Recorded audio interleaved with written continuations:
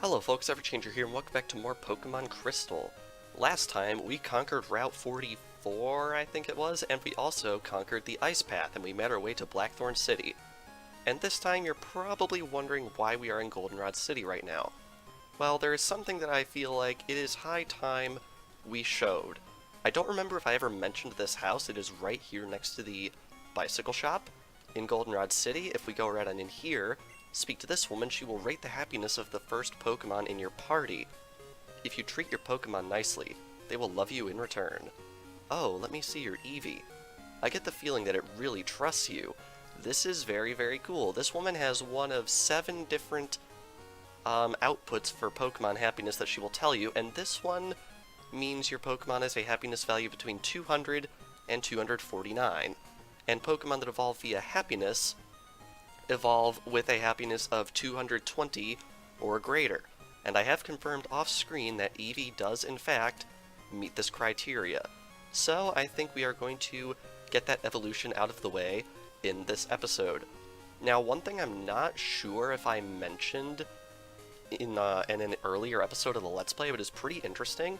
In Crystal only, not in Gold and Silver, if you level up a Pokemon in the area in which you caught it, the happiness gain will actually be doubled what it would be anywhere else.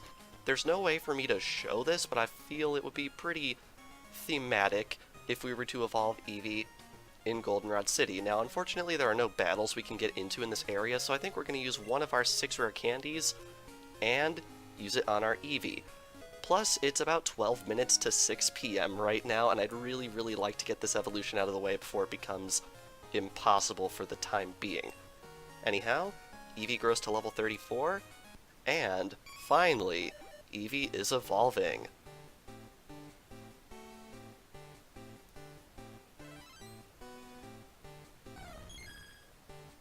And there we have it, our Eevee has evolved into Espeon.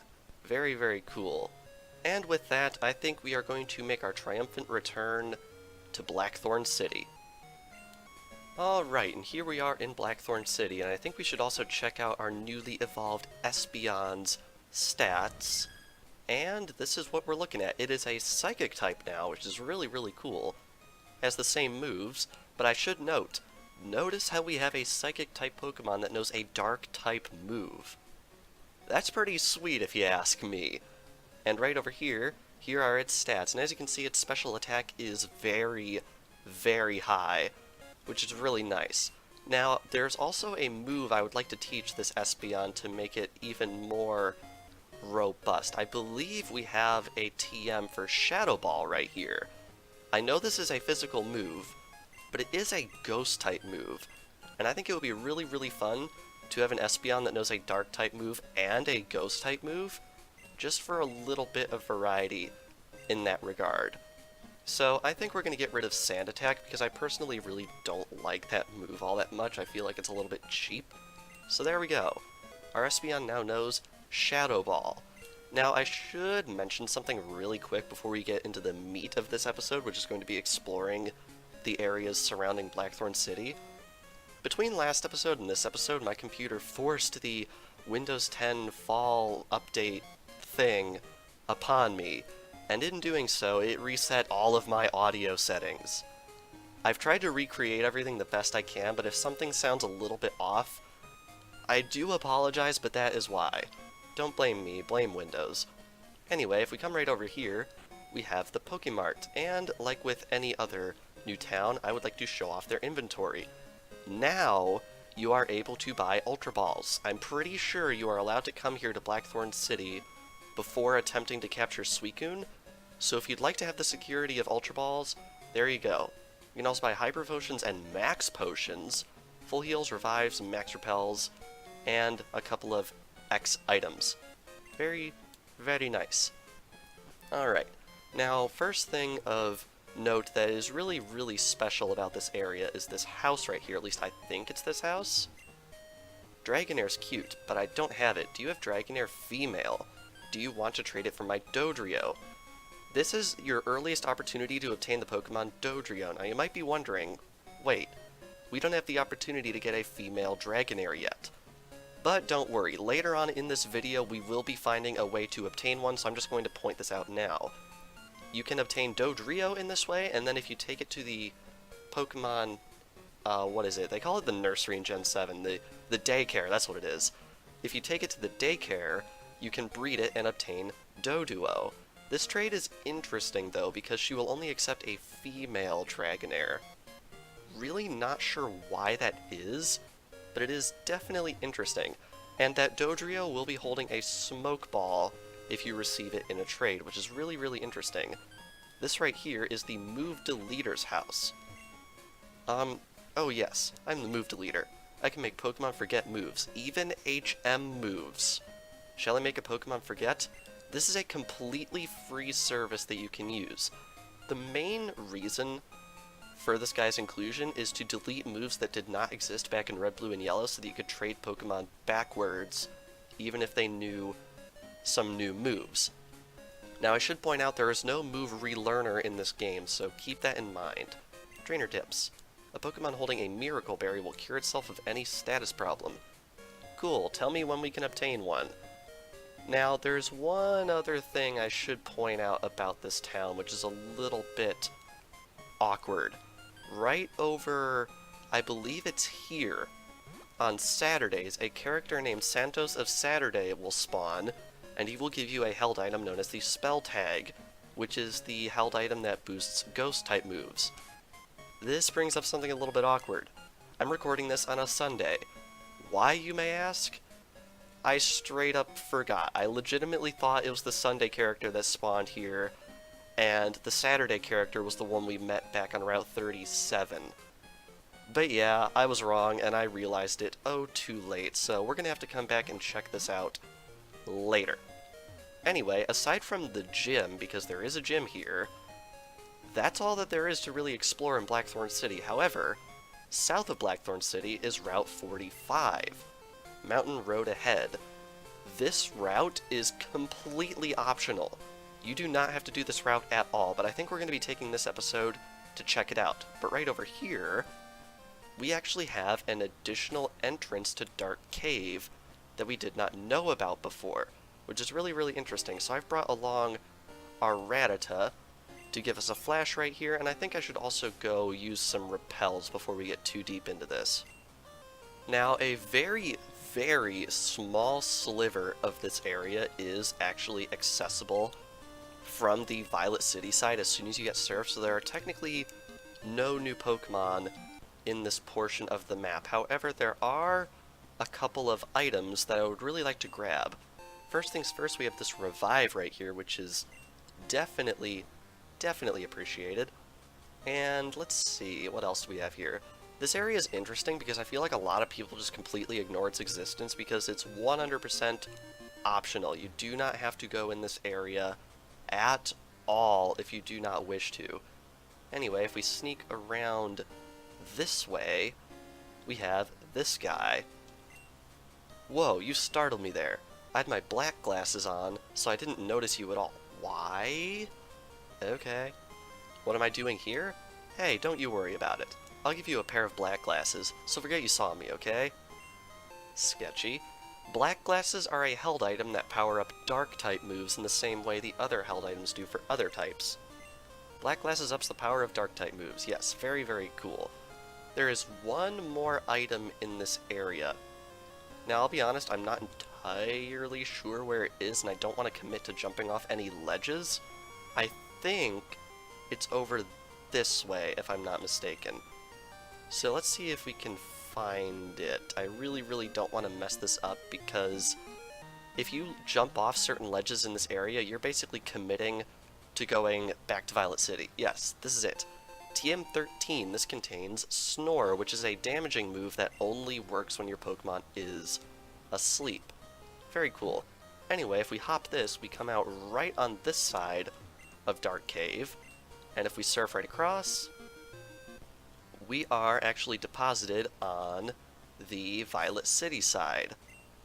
And believe it or not, that is actually absolutely everything to be done in Dark Cave. We have completely explored this entire area, so I think with that we are going to head back to Blackthorn City and explore Route 45 proper. And just like that, it is nighttime, so I am glad that I made sure to evolve our Eevee when I did. Now, if you evolve it when it's super duper happy, it will evolve into Umbreon at nighttime, but I prefer Espeon, personally. I mean, I think I like Umbreon's design better, but I think Espeon's probably just the better choice from a gameplay perspective.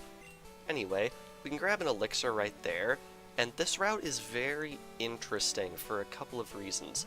The main one being, it's a one-way route. Be prepared for anything. Let me see if your Pokemon have been raised properly. It's a one-way route, which means you can only navigate it from north to south. Hiker Eric wants to battle. Okay.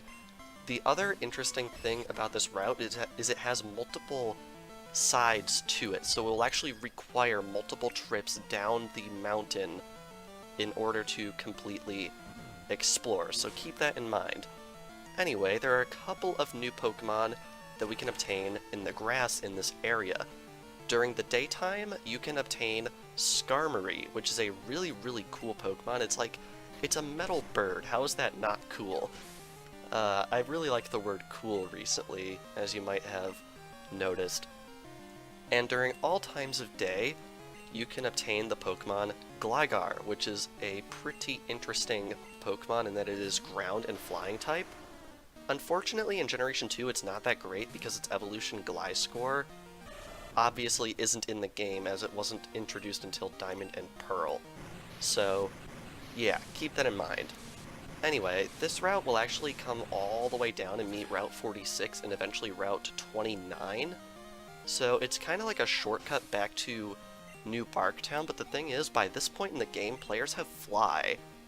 So they're probably really not going to be really inspired to make the trek down this route if they're not going out for 100% completion like I'm trying to do in terms of world exploration. So yeah, that segment of Dark Cave and this route right here, Route 45, completely optional. So if you don't care about completely optional stuff, we're pretty much done doing required things in this video, because the only real major quote-unquote story progress that we're doing is the evolution of our Eevee, which we've already done. Anyway, right here we have a second item, a Max Potion. Very nice. And right over here, we have another trainer. What is your battle strategy? It is foolish to use strong moves indiscriminately. Now, this route has 8 trainers in total, and I believe this is the second trainer that we are fighting. So we need to keep track of this, because I would like to fight all of the trainers on this route, especially since from here I feel like the game develops a pretty significant difficulty spike. Like, I'm not kidding, like, for whatever reason, up until now, I feel like this game, aside from a couple of portions, has been pretty easy, but from here on out, the battles are actually going to get quite hard, and I feel like Route 45 is the last area to really get good, reliable experience training from trainers themselves. So that is what we are going to be doing in this episode, and that's the main reason why we're exploring this route.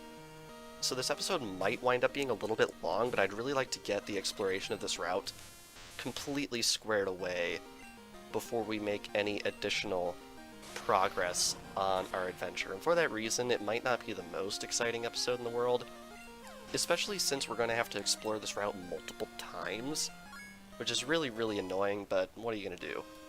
Anyway, Crobat gets level 32, and the next Pokemon out is a second Wartortle for some reason. Really not sure why that is, but I guess we can go with it. Okay. So, also, we're like a decent chunk into this episode, but I just remembered that yesterday, as of recording this video, but a few days ago, as of this video going up, we actually got, finally, some news for Pokemon Ultra Sun and Ultra Moon. Just a few days after I lamented about us not getting that kind of news. Anyway, right here we have a Nugget, which is very cool. So yeah, they actually revealed a third evolution of the Pokemon Lycanroc. Another revive right there, which is really nice. And we have trainer number... This is not a trainer? I'm really, really tough. That's weird. I think this trainer's actually only in Crystal now that I mention it, but yeah, new Lycanroc form. I'll be honest, I was not a believer in the theory that there would be additional Lycanroc forms in Ultra Sun and Ultra Moon until very recently. Like, I thought and I saw the Pokemon Global Link data mine that seemed to indicate that additional forms were possible, but honestly, I wasn't really a true believer until they started teasing really hard in the anime about Ash's Rockruff evolving into a Lycanroc very, very soon. And considering how much they've pushed both forms in the anime recently, I was converted. I was a believer that it would happen, and it did. Now, some people are accusing the design of being lazy. I personally do not agree with the sentiment that the design is lazy, because obviously, if they're going to introduce new forms of Lycanroc, the existing forms are midday and midnight. So you would assume that the additional forms would be based on the transition between day and night, and that is exactly what we got. We got a form known as the Dusk form. Now, this is where it gets interesting to me. I don't think the form is lazy, but you can't deny that if you were to, like, say, make a spectrum of Lycanroc designs with midday Lycanroc at one end and midnight Lycanroc at the other end, it's pretty clear that Dusk form Lycanroc is more towards the midday end of the spectrum in terms of design. In fact, there are certain aspects of Midnight Lycanroc that aren't even on this new Dusk form, like the rocks that sort of form a rib cage on its chest. That is not present in the Dusk form Lycanroc. And it's interesting because in other languages, this form is referred to using terminology that would indicate quote-unquote Twilight form. However, like, Twilight can be used technically to indicate both daytime and nighttime, like the morning and the evening. Why do I train Pokemon? Because they're there. I love this guy's line. But back to Lycanroc. But honestly, who uses the term Twilight to indicate that term immediately before the sun comes up? I don't think anybody does.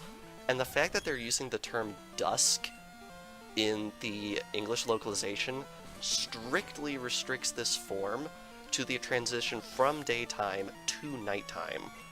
Coupled with the fact that this dusk form Lycanroc much more resembles midday than midnight, I am personally gonna throw out there that I don't know this obviously, but I think they're probably going to introduce a fourth Lycanroc form that is much closer to the midnight form in terms of its design, and it is going to be the Dawn form of Lycanroc. That's honestly my preferred outcome from this, because otherwise you've got two Lycanrocs that look very similar to each other, and then you've got the midnight form, like, sort of off in the corner doing its own thing. I feel like if they added a fourth Lycanroc that looks a lot like Midnight and is known as the Dawn form, I think things would be a lot more balanced. But obviously I don't know that for sure, but I think we can definitely expect... Why am I scrolling down? The repels are up here.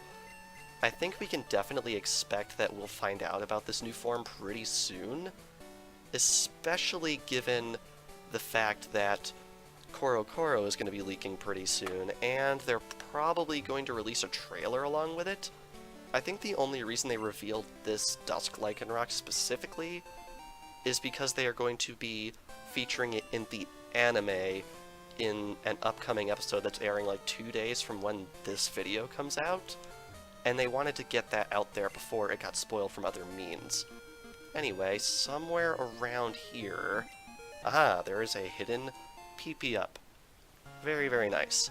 And believe it or not, I think that is every single item on this route, with only one traversal. Now, right here, this pond is very, very interesting, because if you fish in it with a good rod, you can fish up the Pokemon Dratini.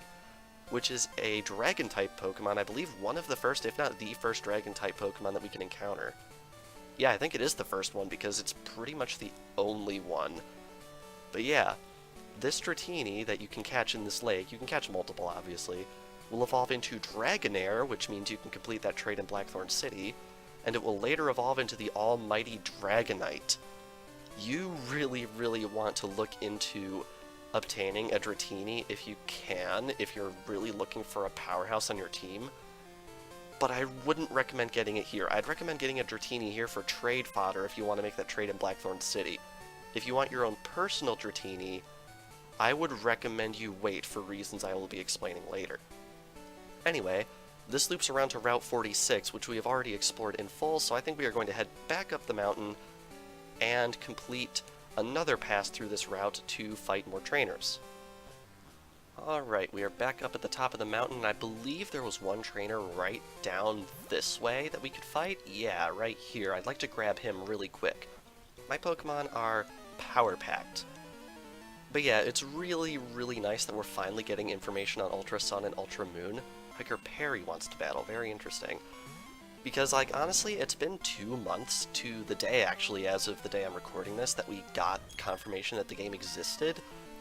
And then, like, a week after that, we got confirmation that that extra Pikachu in a cap form would be in the game based on the new movie. And after that, it's been complete radio silence. Absolutely no information. So it's honestly really, really nice to have something at the moment. And I gotta say, I really do honestly like the Dusk form Lycanroc's design because I prefer the midday form over the midnight one. So yeah, I'm honestly happy with the reveal. So yeah, hopefully we'll be getting more information pretty soon though, because now that they've started trickling information out, I want more. I want to know about this game because honestly, it's coming out in like 3 and a bit months, and Nintendo really hasn't done all that much to convince us to buy it. I mean, for God's sake, we don't even know what the box art looks like yet. Anyway, we got a Joey call right here, and speaking of phone calls, Hiker Perry is interesting. If you get his phone number, and you defeat him in a rematch, he will give out the item Iron, which is really, really nice. Anyway, I think we actually cannot fight any other trainers that we haven't fought yet. Well, actually, I don't know. Yeah, there's this guy. Okay, cool. I was training here alone. Behold the fruits of my labor. But yeah, Ultra Sun and Ultra Moon are interesting to me because, like, they revealed them 2 months ago, and aside from the 4 new forms that we know are in the game, we know pretty much nothing about it still. And I feel like Nintendo should start trying to convince people to want to buy it, because that's how marketing works. Hey. Anyway, gonna use a Shadow Ball right here, and I believe this is trainer number 6 on this route here, so after this guy, we've only got 2 more, which is really nice. Anyway, Seismic Toss right here, I believe that does damage equal to his level, so that should be a nice predictable pattern, and you might notice Shadow Ball forces the opponent's special defense to fall. For whatever reason, Ghost is a physical type up until Diamond and Pearl, but it lowers special defense for some reason. Shadow Ball becomes a special move in Diamond and Pearl, so it's quite a while before that weird oddity is fixed. Anyway, we have defeated Black Belt Kenji. This guy is also interesting, because if you get his phone number and you call him during his quote-unquote lunch break, he'll say, I don't know what time that constitutes. This calls for extreme measures. I must take to the hills and train in solitude. Our battle was remarkable. I wish for something to remember you by. Perhaps your phone number will do. My training makes it impossible to chat much, but we're gonna refuse him. But yeah, if you call him during his quote-unquote lunch break, which I assume is sometime around noon, you can come here and get a PP up from him, which is really nice. Anyway, I think that's actually... yeah, it looks like we've made a full loop around the route again, so we need to go find those other 2 trainers. So, let's head off for attempt number 3 at navigating this route. Alright, we're back up at the top for hopefully the last time, and I believe we need to go all the way over to the right to find our last trainers. Here's one. What are your thoughts on raising Pokemon? I think it's awesome, and everyone should do it. Alright, so this is trainer number 7. Cool Trainer Ryan wants to battle. Cool Trainer Ryan sends out Pidgeot. Pidgeot is a very, very special Pokemon in my heart because it's the first Pokemon I ever, in the history of all my time playing this game, raised to level 100. Because in case anyone somehow missed this memo, 100 is the level cap in all Pokemon games.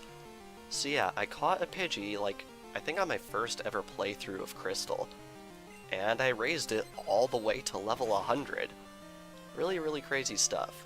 I really, really like Pidgeot for that reason, and I gotta say, I was completely over the moon when a few years ago they revealed Mega Pidgeot for Omega Ruby and Alpha Sapphire. And I'm not sure, but I think I had just started making Let's Play videos when that happened.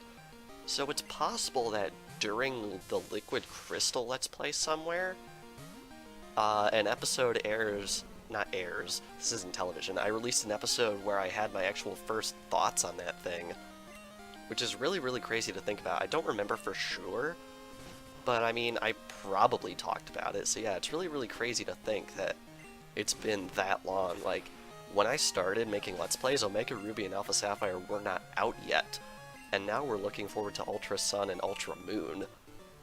Like, that's crazy when I kind of think about how long we've been going for. Speaking of how long we've been going for, I know this episode is looking to be kind of long-ish. Is that the guy I missed? I don't know. Maybe that's the guy I missed.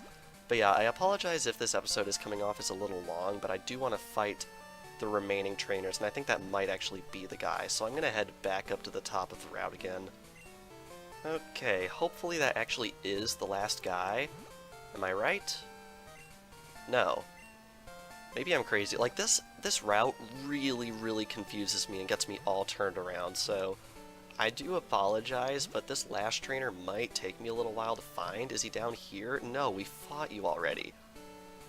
Man, am I just going crazy or something? Watch them be, like, right down here. Yep, there he is. Yo, you're spunky. But you know what? When it comes to sheer spunkiness, I'm the man. Sure, buddy. Alright, so this is the last trainer of the route, and definitely a long time coming. Honestly, with the cuts, this part of the video might be under 30 minutes, but I'm not sure if we'll make it all the way under 30. I'm doubtful. I actually had a completely cut clip from this episode because of me being stupid, so yeah, maybe we will actually make it under 30 minutes. Not sure, though. Also, it was really funny watching back episode 36 in editing, me at the start saying it would probably be a long video because we were doing Route 44 and the ice path, but then it wound up that it was only like a 23-minute video. Kind of funny, actually, and the recording for that episode was pretty long, so I'm not sure where all the cuts were. I don't know. I'm not really good at gauging how long episodes with lots of cuts are going to be before I actually go to edit them. Anyway, right here we have a golem, which I believe is the first opportunity to ever see one of these things, assuming you don't have one of your own. And yeah, believe it or not, for a long time I pronounced this thing's name as Gollum. Yes, like that character in Lord of the Rings. Because I was a little kid, I didn't know any better. But I mean, I knew enough to watch Lord of the Rings, so obviously my parents were doing something right. Anyhow, got a Graveler right here, and I think this will be the last Pokemon to take out on this route. Very, very cool. Alright, get our experience from that. And we have defeated Hiker Michael. My Pokemon weren't spunky enough. Anyway, with that, I think we're going to head off to Blackthorn City to end off this episode. And with that, I think we are going to end things off here. So, this past episode of Pokemon Crystal, we finally had our Eevee evolve into the almighty Espeon. Look at it. It's so beautiful. Here are its stats one more time in case you missed them earlier. And we also explored the remainder of Dark Cave and the entirety of the optional route of Route 45. Very, very cool. And next time on Pokemon Crystal, I think it is high time we got the last badge on our Pokemon journey. So, without further ado, thank you all for watching, and I will see you guys next time.